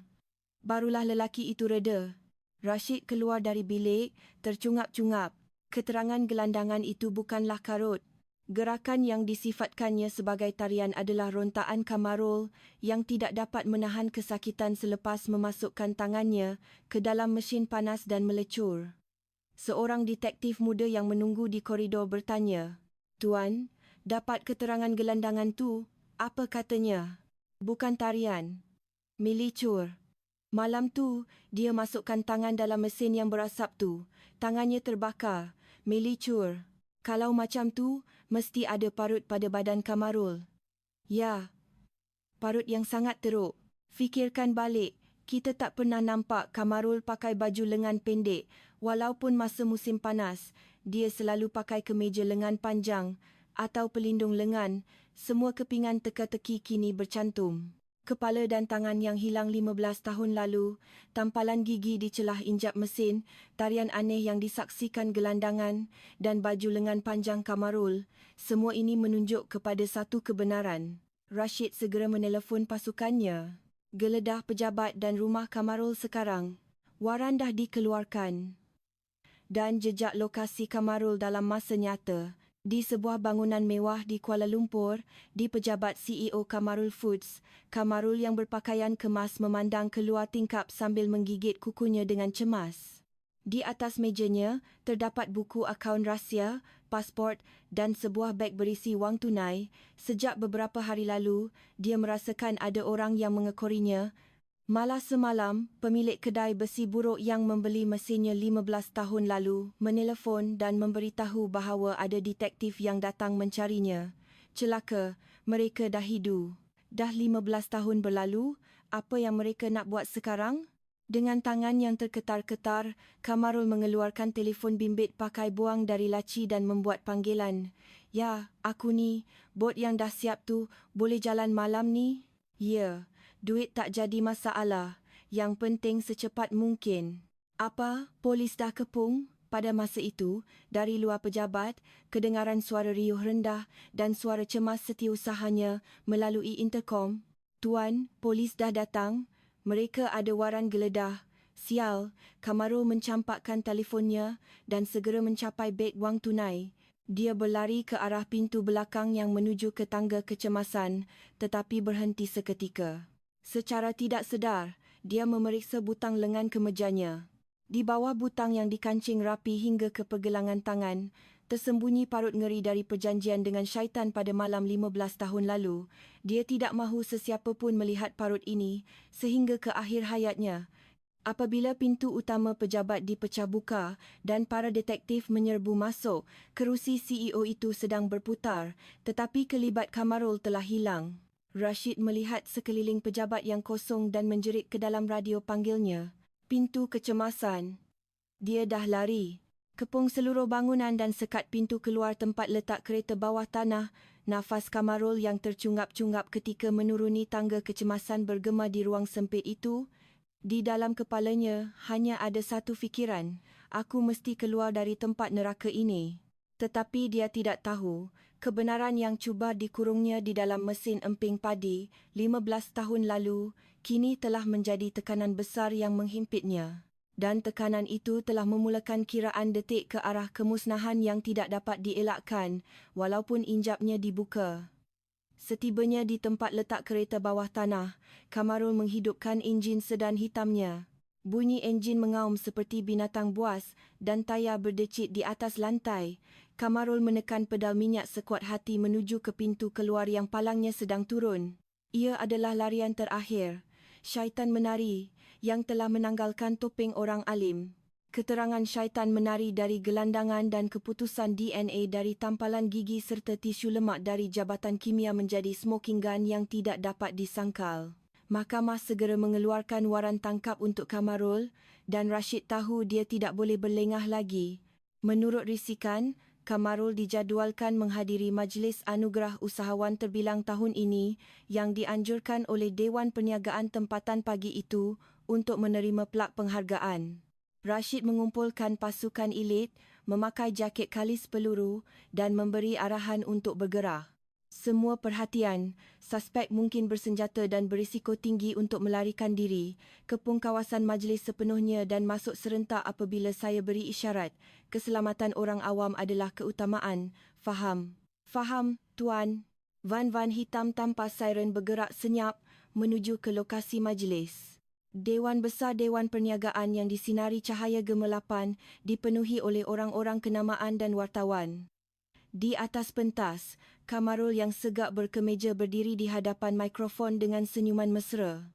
"Saya amat terharu menerima anugerah yang begitu besar ini, sedangkan saya hanyalah seorang penjual emping padi.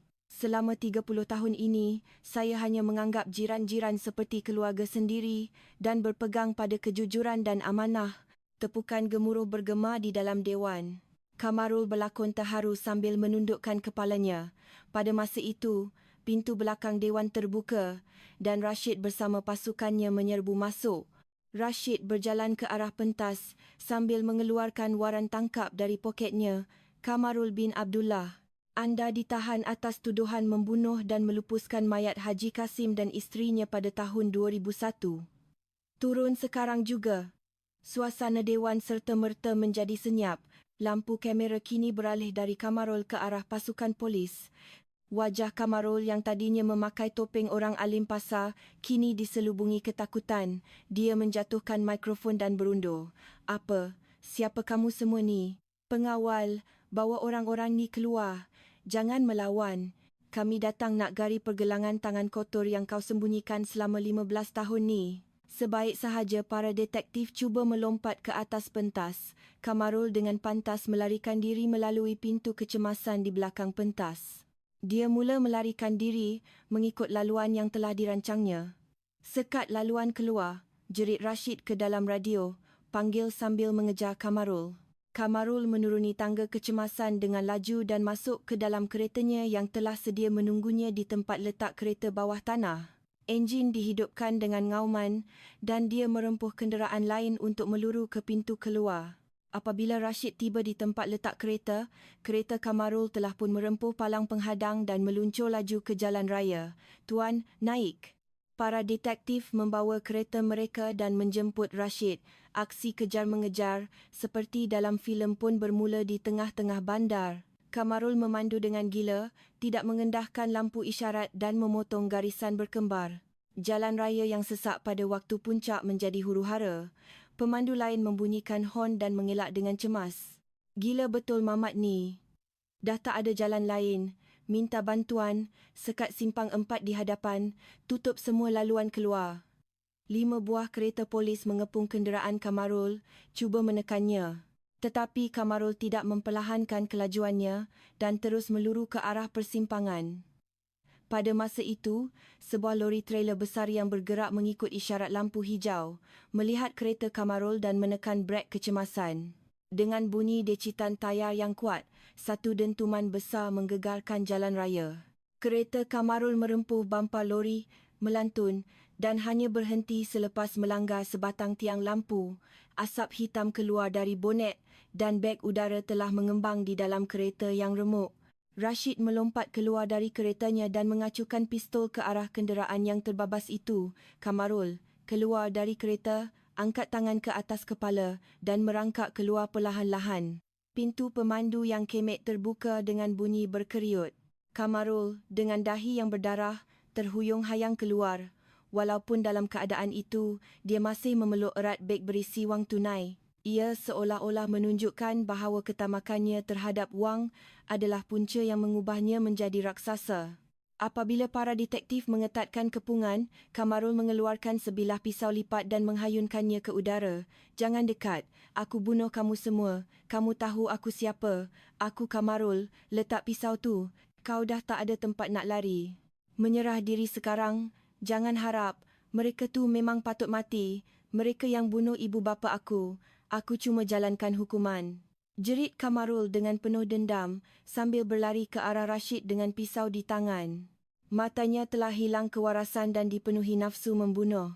Rashid, bukannya menekan picu, memberi isyarat kepada detektif di sebelahnya. "Tembak taser." Dengan bunyi letupan kecil, 2 jarum elektrik tepat mengenai dada Kamarul. Kamarul menjerit argah dan seluruh badannya menggeletar. Pisau di tangannya terlepas dan dia rebah ke tanah. Para detektif segera menahannya dan menggarinya dari belakang. Ramai orang awam berkumpul dan merakam kejadian itu dengan telefon bimbit mereka, manakala kamera dari kenderaan berita mula membuat siaran langsung. Rashid, yang tercungap-cungap, mendekati Kamarul yang terbaring. Dia tahu sudah tiba masanya untuk mendedahkan kebenaran kotor yang telah disembunyikan selama 15 tahun kepada dunia. "Kamarul, kau dah tamat. Tarian yang kau buat depan mesin tu 15 tahun lepas, aku akan tunjukkan sebabnya depan seluruh negara." Rashid dengan kasar mengoyakkan butang kemeja mahal yang dipakai Kamarul dan dia menyelak lengan kemeja itu hingga ke bahu. Orang ramai yang berada di situ tergamam. Kamera menzoom masuk ke lengan Kamarul. Kedua-dua lengannya yang terdedah kelihatan sangat mengerikan. Sukar dipercayai ia adalah kulit manusia. Dari pergelangan tangan hingga ke atas siku, parut melecur berwarna merah dan hitam yang berkedut seperti sisik ular menutupi lengannya. Tisu kulit yang cair dan melekat antara satu sama lain adalah kesan ngeri akibat memasukkan tangan ke dalam tong mesin yang panas. Inilah buktinya. Kesan kau meronta-ronta kesakitan sebab panas masa kau cuba masak orang dalam mesin tu. Mendengar herdikan Rashid, Kamarul menundukkan kepalanya, tidak berkata apa-apa. Parut di lengannya menyimpan jeritan 15 tahun yang lalu. Ia bukan sekadar luka, tetapi kop syaitan yang ditinggalkan oleh kerakusan dan pembunuhan. Imej Kamarul dibawa pergi dari lokasi kejadian disiarkan secara langsung di seluruh negara melalui berita. Rakyat terkejut apabila mengetahui bahawa orang alim pasar itu sebenarnya adalah pembunuh kejam. Tangan yang tadinya memberikan tepukan kini bertukar menjadi jari telunjuk yang menuding dan penuh kemarahan. Di dalam bilik soal siasat di balai polis, Kamarul duduk di dalam sebuah bilik kecil yang tertutup. Kegilaan di luar telah hilang, digantikan dengan kesunyian yang dingin. Dia menggunakan haknya untuk berdiam diri sehingga peguamnya tiba. Rashid tidak tergesa-gesa. Dia duduk di kerusi berhadapan dengan Kamarul dan merenung tajam ke arah lengan bajunya yang terselak. Panggil peguam. 1 ke, 100 orang ke, panggillah. Rashid meletakkan nota wasiat Zulkifli 15 tahun lalu di atas meja. Tapi parut kat lengan kau tu, peguam tak boleh padamkan. Dan kebenaran yang diceritakan oleh parut tu tak boleh ditutup. Anak mata Kamarul mula bergetar. Hakikat bahawa masa lalunya yang cuba disembunyikan terukir seperti tatu di badannya sendiri kini mencekiknya. Rashid perlahan-lahan berdiri dan menghalakan lampu bilik soal siasat ke arah wajah Kamarul. Bersedia. Sekarang masa untuk kau luahkan sendiri apa yang jadi subuh tu. Di sebalik cermin sehala di luar bilik soal siasat, pasukan siasatan memerhati dengan senyap. Topeng orang alim telah pecah berkecai. Kini, yang tinggal hanyalah tugas untuk berhadapan dengan wajah sebenar syaitan. Pertarungan psikologi terakhir antara yang cuba bertahan dan yang cuba membongkar baru sahaja bermula. Udara di dalam bilik soal siasat terasa tegang seperti tali busur yang ditarik. Tanpa berkata apa-apa, Rashid menekan butang alat kawalan jauh dan menghidupkan skrin monitor di dinding. Di situ, terpapar dengan jelas gambar mikroskopik serpihan tampalan gigi emas 3mm yang bengkok dan tisu lemak rentung yang terlekat di celah gris. Sebaik sahaja melihat skrin itu, Kamarul mengerutkan dahinya seolah-olah dipatuk ular dan mengalihkan pandangannya. Rashid mengetuk meja, memaksa Kamarul memandang ke arahnya. Encik Kamarul, tahu tak apa benda tu? Ia datang dari celah injap tekanan yang tertutup rapat pada mesin emping padi yang awak jual 15 tahun lepas. Tampalan gigi tu milik mangsa, Haji Kasim. Dan sisa hitam tu, lemak manusia. DNA sepadan. Awak cuba goreng kepala dan tangan manusia dalam mesin emping padi tapi gagal, kan? Sisa-sisa itulah yang tersembur masuk ke celah injap. Jangan reka cerita. Aku tak tahu apa-apa. Kamarul cuba bertenang, tetapi kakinya di bawah meja menggeletar tidak terkawal. Rashid berdiri dan berjalan perlahan-lahan ke belakang Kamarul. Dengan suara yang perlahan dan dingin, dia berbisik di telinga Kamarul. Tak tahu. Habis tu, parut kat lengan awak tu apa? Itu bukan kesan melecur biasa. Itu kesan kulit melekat sebab masukkan tangan dalam tong sempit yang penuh dengan steam bertekanan tinggi. Diam. Jangan cakap benda bukan-bukan. Tarian yang dilihat oleh gelandangan tu bukan tarian gembira. Ia rontaan kesakitan kerana daging terbakar. Betul tak? Rashid memainkan bukti video terakhir yang paling penting. Di sebelah kiri skrin, gambar ikatan karung guni yang ditemui di lokasi kejadian. Di sebelah kanan, rakaman CCTV lama yang menunjukkan Kamarul mengikat bungkusan emping padi untuk pelanggan. Gerakan memulas pergelangan tangan sekali, kemudian memulas ke arah bertentangan untuk kali kedua. Gerakan yang aneh tetapi kemas. Kedua-dua ikatan itu sepadan dengan sempurna. Tengok ni, di dunia ni, hanya awak yang ikat tali macam ni. Tabiat tangan awak inilah yang menangkap awak selepas 15 tahun. Rantaian bukti yang sempurna tampalan gigi dalam mesin, parut melecur di lengan dan tabiat mengikat yang tidak disedari membuatkan anak mata Kamarul bergetar seperti binatang sesat. Dia tercungap-cungap, kemudian menundukkan kepalanya dan mula ketawa sinis. Hahaha. Ya, mesin tu juga, akhirnya yang jerat aku. Patutnya aku leburkan saja benda besi tu dulu. Kamarul mengangkat kepalanya. Wajah jiran yang baik hati telah hilang sepenuhnya. Yang tinggal hanyalah wajah sebenar seorang pembunuh dengan nafsu membunuh dari 15 tahun yang lalu. Dengan pasrah, dia bersandar dan mula menceritakan kenangan ngeri pada malam itu. Ya, aku yang bunuh. Tapi itu bukan pembunuhan, itu penghakiman. Penghakiman, siapa bagi awak hak untuk menghakimi Haji Kasim dan isteri dia? Mereka syaitan yang menyebabkan ibu bapa aku mati 20 tahun lepas. Sebab tersilap jadi penjamin, mereka halau keluarga aku masa musim tengkujuh sampai mati kat tempat orang. Aku datang ke pasar ni, merangkap macam anjing selama 10 tahun, semata-mata untuk balas dendam. Motif jenayah yang keluar dari mulut Kamarul adalah dendam yang mendalam. Dia telah merancang dengan teliti untuk membalas dendam ibu bapanya. Dia sengaja melaga-lagakan Zulkifli yang panas baran dengan pasangan Haji Kasim yang tamak memperdalamkan konflik antara mereka. Ugutan cincang pada malam sebelum kejadian juga adalah hasil manipulasi Kamarul. Jarum jam berputar kembali ke subuh 15 tahun yang lalu di hadapan kedai emping padi yang diselubungi kabus. Pada jam 3 pagi, Kamarul memukul pasangan Haji Kasim dengan objek tumpul ketika mereka keluar dari kedai. Kemudian, dia melaksanakan rancangan mengerikannya. Aku fikir, kalau muka dengan cap jari mereka hilang, kes ni akan jadi kes buntu selamanya. Jadi aku potong kepala dengan kedua-dua tangan, masukkan dalam tangki tekanan mesin emping padi. Kamarul menutup penutup mesin dan membuka injap gas ke tahap maksimum. Apabila tekanan meningkat dan suhu dalaman mencapai ratusan darjah, tisu badan akan menjadi bubur dan pada akhirnya diletupkan menjadi debu. Dia menunggu jarum tolok tekanan naik, mengimpikan pemusnahan bukti yang sempurna. Tetapi rancangan sempurnanya diganggu oleh bunyi yang tidak dijangka. Tapi sial, masa tak kena. Sepatutnya orang datang pukul 6. Tapi hari tu sebab nak raya, pukul 5.30 dah dengar bunyi pintu besi diangkat. Bunyi orang berborak makin dekat, aku jadi gila. Jarum tolok tekanan masih belum mencapai titik letupan. Jika diletupkan sekarang, cebisan mayat yang belum hancur sepenuhnya akan bertaburan di tengah-tengah pasar. Dalam ketakutan yang melampau, Kamarul hilang pertimbangan. Dia mematikan api gas dan membuka paksa penutup mesin sebelum tekanan dilepaskan sepenuhnya. Dengan bunyi shh, wap panas menyembur keluar seperti air terjun. Aku tergesa-gesa. Terlalu tergesa-gesa sampai lupa nak pakai sarung tangan. Aku masukkan tangan kosong. Aku kena keluarkan ketulan panas yang belum habis terbakar tu.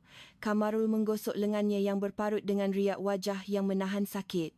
Setiap kali lengannya menyentuh dinding mesin yang panas, bau daging terbakar menusuk hidung dan kesakitan yang amat sangat menyelubungi seluruh badannya. Dia menghayunkan lengannya yang melecur ke udara sambil menghentak-hentak kaki. Itulah tarian syaitan yang disaksikan oleh gelandangan di tengah-tengah kabus subuh. Panasnya macam tangan nak putus, tapi aku kena keluarkan juga. Aku tak boleh biarkan orang nampak. Selepas memasukkan ketulan-ketulan itu ke dalam karung guni, dia mula sedar. Apabila rancangan untuk menghapuskan mayat sepenuhnya gagal, dia memilih pelan B. Dia berniat untuk meletakkan karung guni berisi mayat itu di hadapan kedai daging Zulkifli di sebelah. Tetapi hari semakin cerah dan bunyi langkah kaki orang semakin dekat, dia tidak mempunyai masa untuk memindahkannya. Akhirnya, dia meletakkan karung guni itu di sebelah mesinnya sendiri dan berlakon sebagai saksi pertama. Aku bernasib baik. Polis anggap semua cakap Zulkifli itu bohong dan semua cakap aku. Mereka percaya. Kalau si bodoh Zulkifli itu tak mengamuk dengan parang malam sebelumnya, tak mungkin dia senang-senang jadi kambing hitam. Rashid menghentak meja dengan penumbuknya. Sebab dendam kotor kau tu, seorang ketua keluarga yang tak bersalah meringkuk dalam penjara selama 15 tahun dan akhirnya mati. Kau kata nak balas dendam ibu bapa kau, tapi kau hancurkan keluarga orang lain. Boleh pula, tak bersalah. Zulkifli itu pun sama saja macam mereka. 10 sentimeter. Hanya sebab nak lebihkan 10 sentimeter tanah, hari-hari bergaduh, tamak haloba. Ketamakan merekalah yang buat aku angkat parang. Jerit Kamarul dengan mata yang merah menyala. Alasannya pengecut dan hina. Alasan pembunuhannya adalah dendam ibu bapa, tetapi pencetusnya adalah pertelingkahan remeh mengenai para pameran kedai yang terjulur 10 sentimeter. Kesan domino dari perebutan tanah 10 cm itu telah menyebabkan 2 orang dikerat, seorang mati dalam penjara dan akhirnya menghancurkan 3 buah keluarga. Rashid memandang Kamarul dengan pandangan yang dingin. Walau macam mana pun kau cuba bungkus, kau tetap seorang pembunuh. Kau bukan saja bunuh pasangan Haji Kasim, kau juga bunuh Zulkifli dan hancurkan masa depan anak perempuannya. Sekarang, kesakitan yang lebih teruk daripada parut kat lengan kau tu menanti. Aku akan pastikan kau menyesal dengan apa yang kau dah buat di hadapan pengadilan. Rashid menulis, pengakuan tertuduh direkodkan pada kertas siasatan dan menandatanganinya. Kamarul terkulai di kerusinya, seolah-olah semua tenaganya telah habis. Parut di kedua-dua lengannya berkilauan di bawah cahaya lampu pendar fluor. Ia adalah kop dosa yang tidak akan pernah padam dan satu-satunya saksi yang menceritakan kebenaran pada subuh 15 tahun yang lalu. Keluar dari bilik soal siasat, Rashid menghela nafas panjang. Kebenaran telah terbongkar, tetapi hatinya masih terasa berat.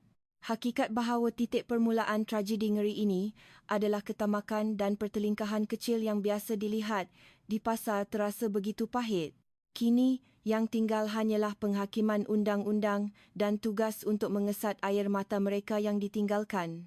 Cerita ini kini menuju ke babak terakhir, ke arah kesudahan yang menyedihkan. Pada hari perbicaraan, kawasan mahkamah dipenuhi oleh wartawan dan orang ramai sejak awal pagi.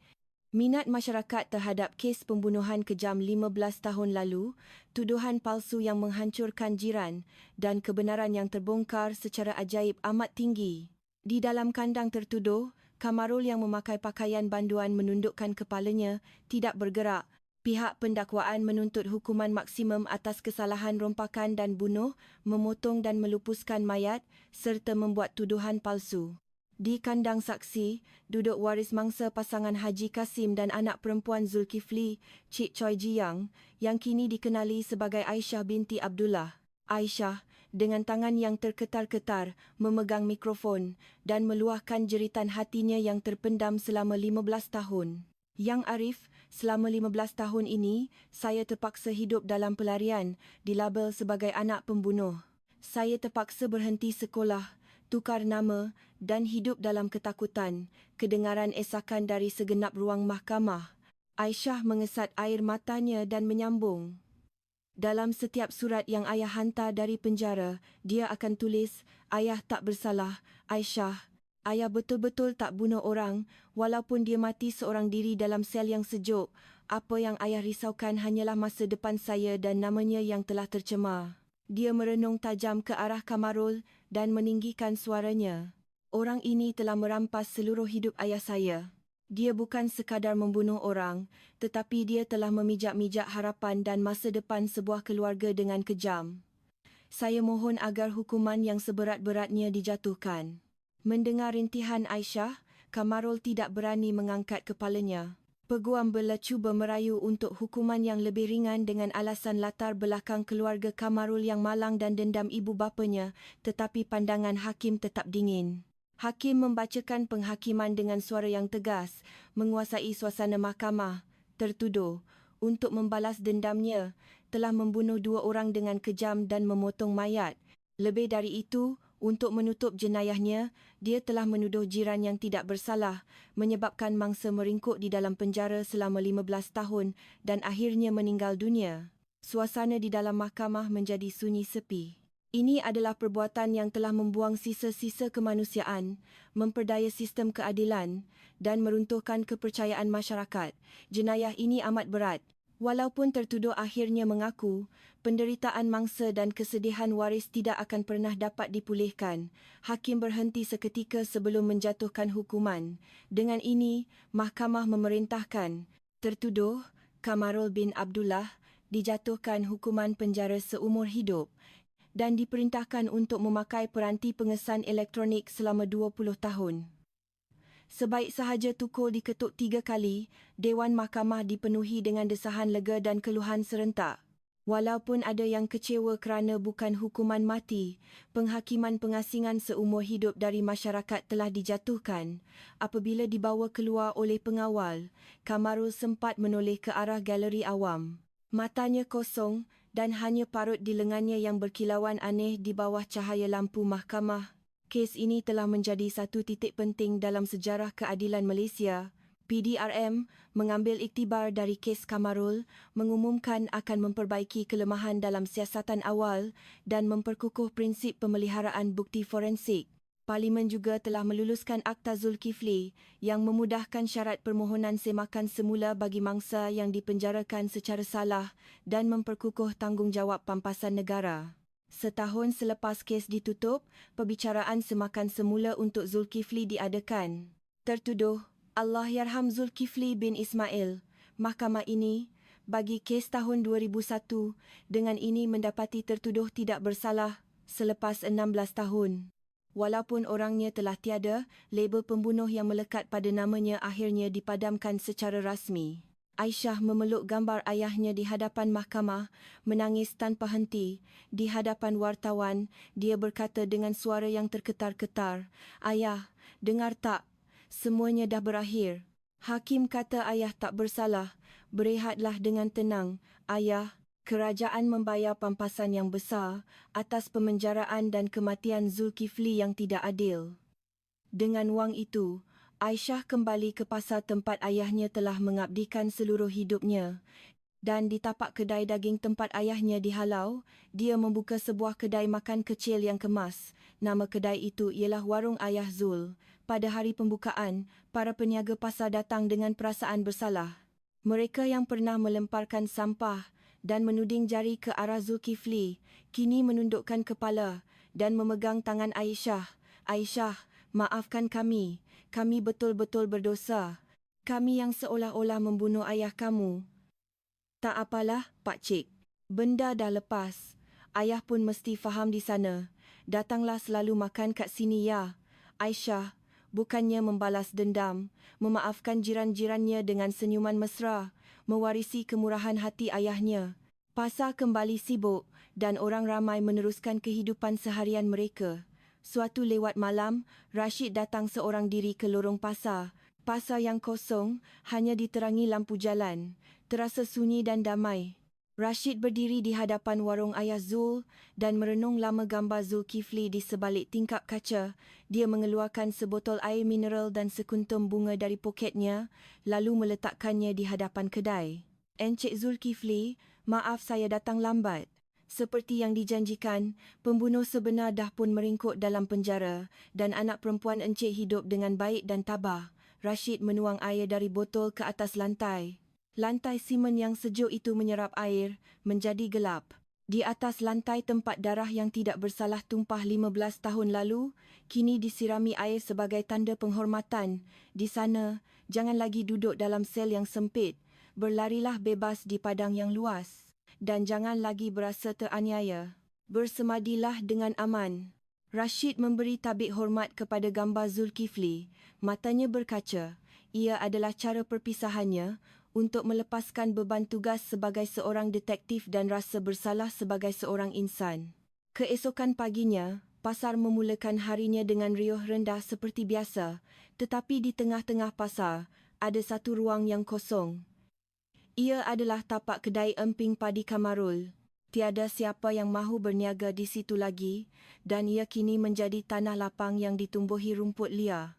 Di tengah-tengah hiruk pikuk suara penjual dan gelak tawa, tapak kosong itu berdiri seolah-olah sebuah tugu peringatan bisu.